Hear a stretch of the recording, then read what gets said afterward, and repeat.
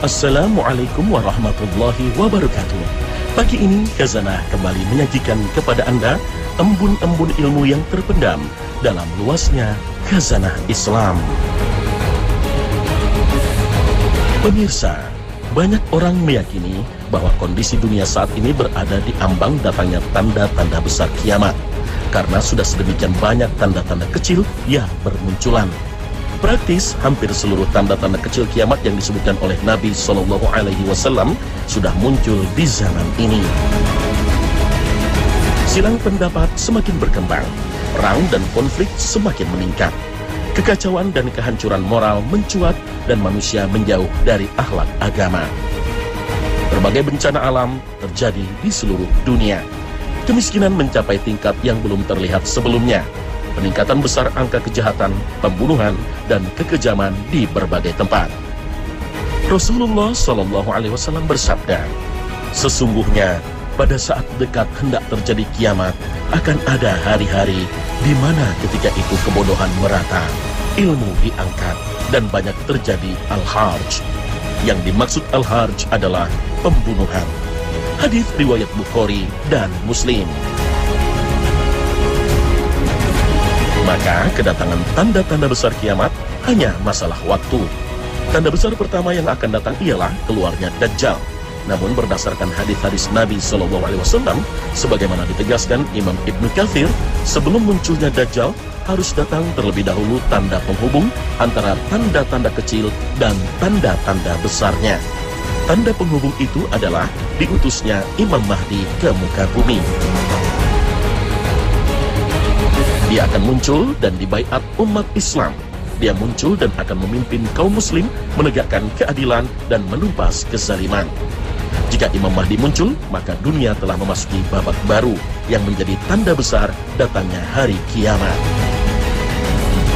Nabi SAW mengisyaratkan bahwa Imam Mahdi pasti datang di akhir zaman. Rasul SAW bersabda, andaikan dunia tinggal sehari, sungguh Allah akan panjangkan hari tersebut sehingga diutus padanya seorang laki-laki dari ahli baitku. Namanya serupa namaku dan nama ayahnya serupa nama ayahku. Ia akan penuhi bumi dengan kejujuran dan keadilan, sebagaimana sebelumnya dipenuhi dengan kezaliman dan penganiayaan. Hadis riwayat Abu Daud. Lelaki keturunan Nabi Muhammad SAW itu adalah Imam Mahdi. Ia akan diizinkan Allah untuk mengubah keadaan dunia yang penuh kezaliman dan penganiayaan menjadi penuh kejujuran dan keadilan. Subhanallah. Nubuat atau prediksi kabar dari Nabi SAW akan turunnya Imam Mahdi di akhir zaman ini menjadi persoalan tersendiri dalam sejarah Islam. Karena sepanjang sejarah Islam, selalu ada saja gerakan-gerakan tertentu atau sosok-sosok berpengaruh yang muncul dengan memanfaatkan hadis tentang Imam Mahdi ini untuk mensukseskan agendanya. Seperti munculnya kekhalifahan Abbasiyah di Baghdad, gerakan pemurnian agama di Maroko, gerakan politik di Sudan, dan lainnya. Bahkan di era modern, sejumlah peristiwa terjadi dengan memunculkan seorang sosok yang mengaku Imam Mahdi. Termasuk yang terjadi di pertengahan tahun 2015 lalu. Pengakuan sebagai Imam Mahdi datang dari Muhammad bin Zubair Amir bin Abdillah asal Indonesia. Bersama 11 pengikutnya, pria ini dibaiat di depan Ka'bah. Tentu hal ini terinspirasi dari hadis tentang kemunculan Imam Mahdi yang kelak akan dibaiat di depan Ka'bah. Gerakan ini tak terdengar lagi setelah pria Indonesia ini ditangkap oleh pemerintah Arab Saudi. Jika demikian, tentu tak mudah bagi kaum muslim mengenali sosok Imam Mahdi yang sebenarnya seperti yang dinubuatkan dan dikabarkan Nabi SAW. Untuk itu, perlu mengenali tanda-tanda yang dituturkan Rasul SAW akan datangnya Imam Mahdi.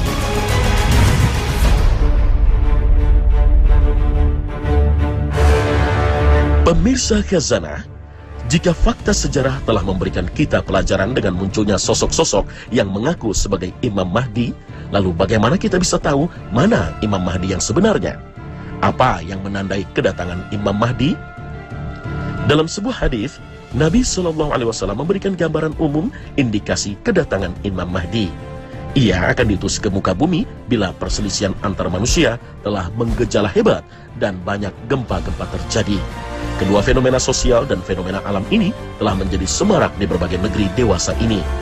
Rasul Shallallahu Alaihi Wasallam bersabda, "Aku kabarkan berita gembira mengenai Al-Mahdi yang diutus Allah ke tengah umatku ketika banyak terjadi perselisihan antar manusia dan gempa-gempa. Ia akan penuhi bumi dengan keadilan dan kejujuran, sebagaimana sebelumnya dipenuhi dengan kesewenang-wenangan dan kezaliman." Hadis riwayat Ahmad. Hadis ini bahkan memberikan gambaran pada kita bahwa kedatangan Imam Mahdi akan disertai 3 peristiwa penting. Pertama, perselisihan berkepanjangan sesudah kematian seorang pemimpin. Kedua, dibaiatnya seorang lelaki atau Imam Mahdi secara paksa di depan Ka'bah.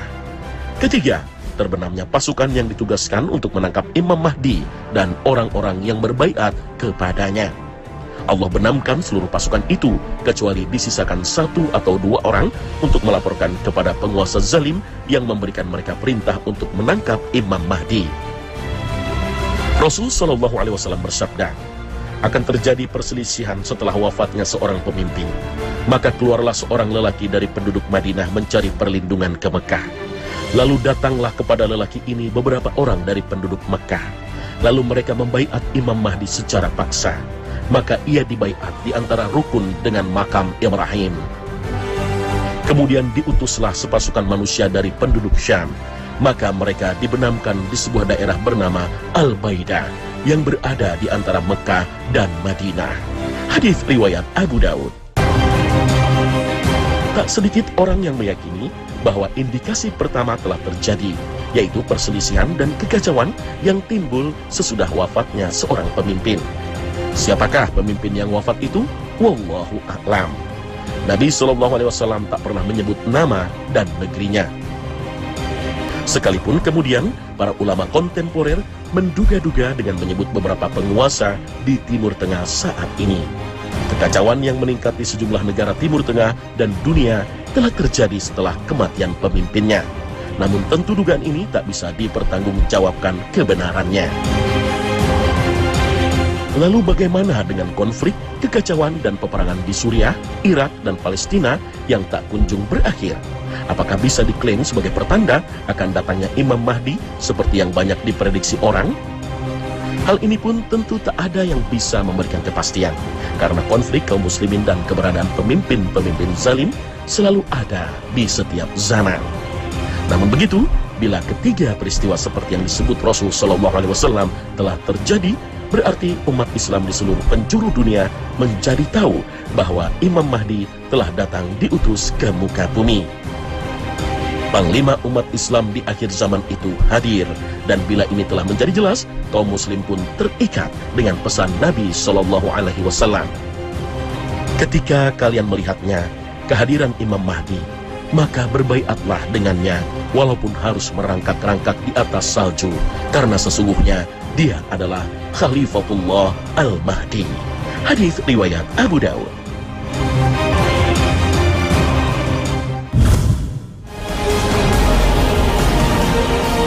Pemirsa khazanah, Imam Mahdi bukanlah nabi, bukanlah sosok yang maksum, tapi ia seorang pemimpin yang adil, seperti pemimpin-pemimpin adil lainnya yang pernah hadir dalam panggung sejarah Islam.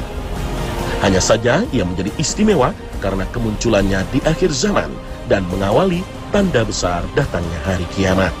Ia juga istimewa karena kemunculannya dinubuatkan dan dikabarkan oleh Nabi SAW jauh-jauh hari. Kedatangan dan kemunculan Imam Mahdi juga akan membawa misi perjuangan yang berat, tapi penuh kesuksesan. Nabi SAW menjelaskan dalam sebuah hadisnya, tidak akan terjadi hari kiamat sehingga kaum Rum turun di kota Amak, lembah Antioch, selatan Turki, dan di Dabir, dekat Aleppo, Syria. Kemudian datanglah suatu pasukan yang menghadang mereka dari Madinah, yang berasal dari penduduk pilihan bumi. Dan ketika mereka sudah berbaris-baris, maka berkatalah orang Rum, biarkanlah, jangan kalian halangi antara kami dengan orang-orang yang memisahkan diri dari kami yang masuk Islam untuk kami perangi. Maka kaum muslimin berkata, demi Allah, kami tidak akan membiarkan kamu memerangi saudara-saudara kami. Dan ketika mereka telah sampai di Syam, keluarlah Dajjal. Dan ketika mereka sudah bersiap-siap untuk berperang, mereka berbaris dengan rapi. Tiba-tiba, ketika waktu sholat sudah masuk, turunlah Nabi Isa ibnu Maryam. Hadis riwayat Muslim. Hadis ini memang tidak spesifik menyebut bahwa pasukan ini adalah pasukan Al-Mahdi, tapi banyak para ulama menafsirkannya bahwa itu adalah Al-Mahdi dan pengikutnya. Sebutan Al-Mahdi sendiri sebenarnya bukanlah namanya, tapi gelar yang disematkan padanya yang berarti orang yang diberi petunjuk. Nama aslinya sama dengan Rasul Shallallahu Alaihi Wasallam, dan nama ayahnya juga sama dengan nama ayah Nabi Shallallahu Alaihi Wasallam. Rasulullah Shallallahu Alaihi Wasallam bersabda, dunia tidak akan hilang atau tidak akan lenyap hingga seseorang dari ahlu baitku menguasai bangsa Arab. Namanya sama dengan namaku. Hadis riwayat Ahmad. Dan dalam riwayat lain disebutkan, namanya sama dengan namaku dan nama bapaknya sama dengan nama bapakku. Berdasarkan hadis ini, Imam Mahdi yang muncul di akhir zaman ini bernama Muhammad bin Abdullah. Berdasarkan hadis ini mudah saja orang mengaku sebagai Imam Mahdi. Ini pula yang menjadi modal munculnya sosok-sosok yang mengaku Imam Mahdi. Semuanya bernama Muhammad bin Abdullah. Ia adalah keturunan Rasulullah dari jalur Fatimah. Inilah yang disebut Nabi SAW dalam sabdanya, Al-Mahdi berasal dari Ahlul Baitku, dari keturunan Fatimah. Hadis riwayat Ibnu Majah dan Abu Daud. Bahkan Rasul SAW menyebutkan ciri-ciri fisiknya. Al-Mahdi dari keturunanku, dahinya lebar, hidungnya mancung. Dia akan memenuhi bumi dengan keadilan, sebagaimana bumi telah dipenuhi dengan kezaliman dan kelaliman sebelumnya. Dia akan berkuasa selama 7 tahun. Hadis riwayat Abu Daud. Kemunculan Al-Mahdi akan mengubah peta dunia. Ia menjadi seorang pemimpin yang adil dan ia berkuasa selama 7 tahun. Berkat keadilannya, sebagaimana disebutkan dalam riwayat, Allah menurunkan hujan, bumi mengeluarkan tumbuhan, serta binatang ternak melimpah ruah dan dibagikan secara merata. Dalam hadis riwayat Ahmad disebutkan bahwa kemunculan sosok Imam Mahdi terjadi secara tiba-tiba, tidak direncanakan oleh dirinya sendiri. Bahkan dia sendiri tidak menyadari bahwa ia seorang Al-Mahdi, karena Allah Subhanahu wa Ta'ala memberi kesadaran pada dirinya dalam waktu singkat.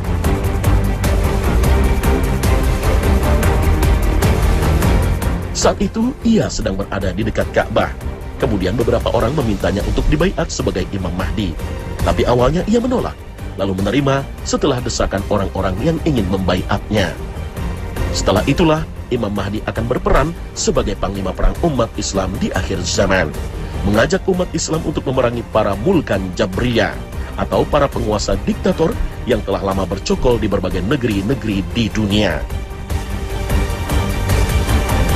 Banyak ghazawat atau perang akan dipimpinnya dan Allah akan senantiasa menjanjikan kemenangan baginya. Rasul Shallallahu Alaihi Wasallam bersabda, kalian perangi Jazirah Arab dan Allah beri kalian kemenangan. Kemudian Persia, Iran dan Allah beri kalian kemenangan. Kemudian kalian perangi Rum dan Allah beri kalian kemenangan. Kemudian kalian perangi Dajjal dan Allah beri kalian kemenangan. Hadis riwayat Muslim. Dalam hadis lain juga diterangkan peristiwa lain yang mengiringi kedatangan Imam Mahdi. Rasulullah SAW bersabda, ada 3 orang yang akan saling membunuh di sisi simpanan kalian. Mereka semua adalah putra khalifah. Kemudian tidak akan kembali ke salah seorang dari mereka. Akhirnya muncullah bendera-bendera hitam dari arah timur. Lalu mereka akan memerangi kalian dengan peperangan yang tidak pernah dilakukan oleh satu kaum pun. Lalu beliau menuturkan sesuatu yang tidak aku fahami. Kemudian beliau berkata, jika kalian melihatnya, maka baiatlah dia walaupun dengan merangkak di atas salju. Karena sesungguhnya ia adalah Khalifah Allah Al-Mahdi. Hadis riwayat Ibnu Majah. Hadis ini bahkan memberikan kita gambaran bahwa kedatangan Al-Mahdi akan disertai dengan munculnya pasukan berbendera hitam dari arah timur, namun tak disebutkan dengan jelas daerah mana. Hal inilah yang kemudian memunculkan banyak spekulasi tentang arah timur ini. Namun begitu, dalam riwayat lain disebutkan bahwa kemunculan Al-Mahdi berdekatan dengan turunnya Nabi Isa alaihissalam. Ciri inilah yang tidak bisa dibuat-buat oleh siapapun. Rasulullah SAW bersabda, Isa bin Maryam turun Lalu pemimpin mereka, Al-Mahdi, berkata, "Solatlah mengimami kami." Dia berkata, "Tidak, sesungguhnya sebagian dari kalian adalah pemimpin bagi sebagian yang lainnya, sebagai suatu kemuliaan yang Allah berikan kepada umat ini." Hadis riwayat Al-Harith bin Abi Usama.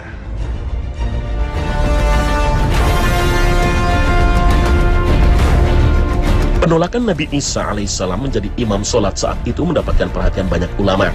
Bahwa ucapan Nabi Isa yang mengatakan, "Sesungguhnya sebagian dari kalian adalah pemimpin bagi sebagian yang lain," maksudnya adalah imam tersebut berhukum dengan Al-Quran dan bukan kitab yang dulu dibawa oleh Nabi Isa alaihissalam.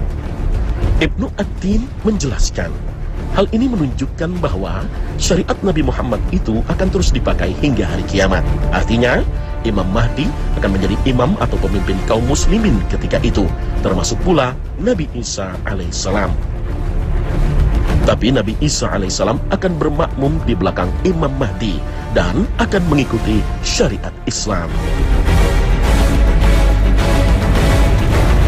Jika diperhatikan ciri-ciri Imam Mahdi yang disebutkan di dalam hadis-hadis yang bisa diterima, maka dapat kita kelompokkan ciri tersebut menjadi dua ciri. Pertama, ciri yang bisa terdapat pada siapa saja selain Al-Mahdi, seperti kepemimpinan yang adil, murah hati, keturunan Nabi SAW. Dahinya lebar, hidungnya mancung, pengikutnya memakai bendera hitam yang datang dari arah timur. Sedangkan ciri yang kedua, inilah yang menjadi bukti pamungkas akan keaslian Al-Mahdi, yang tidak dapat ditiru atau dipalsukan oleh siapapun, yaitu bertemunya ia dengan Nabi Isa alaihissalam, bahkan menjadi imamnya. Wallahu a'lam.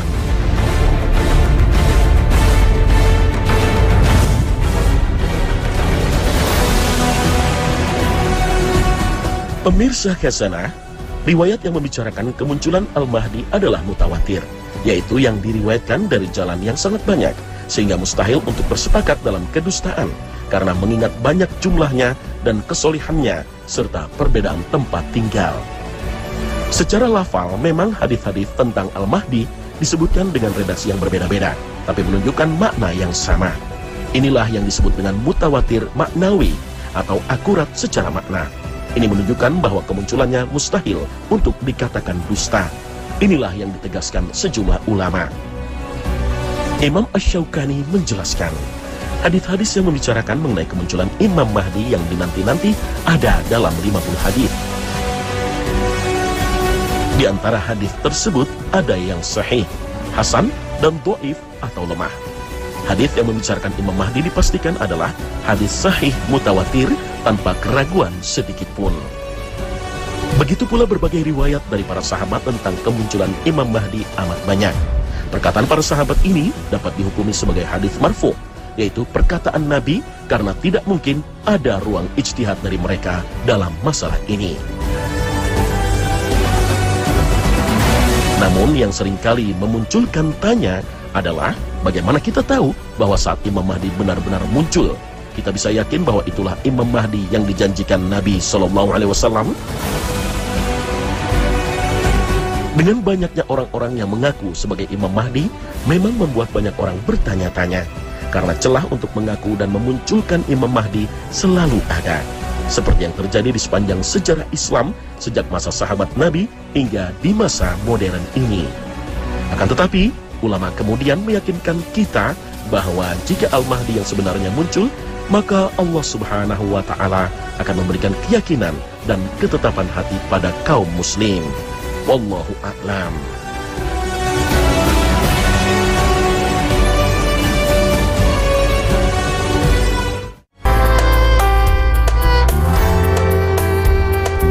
Hari kiamat dan hancurnya dunia ini adalah suatu hal yang pasti. Oleh karenanya, meyakini akan datangnya kiamat salah satu pilar keimanan dalam Islam. Nabi SAW menjelaskan, iman adalah engkau beriman pada Allah, pada malaikatnya, pada kitab-kitabnya, pada rasul-rasulnya, pada hari akhir, dan engkau beriman pada takdir yang baik dan buruk. Allah Ta'ala berfirman, Allah mengatur urusan makhluknya, menjelaskan tanda-tanda kebesarannya, supaya kamu meyakini pertemuanmu dengan Rabb-mu. Al-Quran Surah Ar-Ra'd ayat 2. Untuk menyongsong hari kiamat tersebut, muncul peristiwa-peristiwa besar yang disebut dengan Asyratus Sa'ah atau tanda-tanda hari kiamat, yang semuanya dijelaskan oleh Nabi SAW. Maka, pemirsa Khazanah, sampai di sini akhir perjumpaan kita hari ini. Akhir kata, wassalamualaikum warahmatullahi wabarakatuh. Alhamdulillah, kau masih beri hambamu kesempatan.